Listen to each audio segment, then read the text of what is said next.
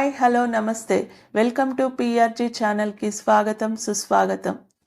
విశ్వవిఖ్యాత నట సార్వభౌమ నందమూరి తారక రామారావు గారు దాదాపు 14 సినిమాలలో శ్రీకృష్ణుడిగా కనిపించారు.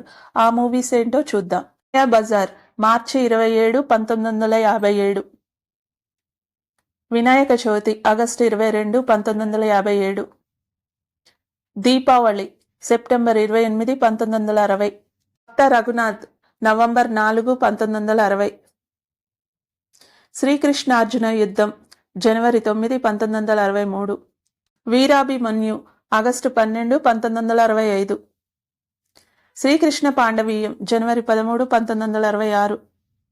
శ్రీకృష్ణ తులాభారం ఆగస్టు 25, 1966. శ్రీకృష్ణ అవతారం ఆగస్టు 12, 1967. శ్రీకృష్ణ విజయం జనవరి 11, 1971. శ్రీకృష్ణ సత్య డిసెంబర్ 24, 1971.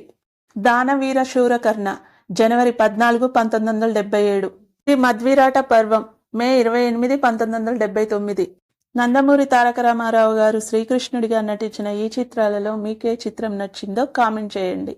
నాకైతే దానవీర శూరకర్ణ చాలా ఇష్టం. మా వీడియో మీకు నచ్చినట్టయితే లైక్, షేర్, సబ్స్క్రైబ్. మరో వీడియోతో మళ్ళీ కలుసుకుందాం.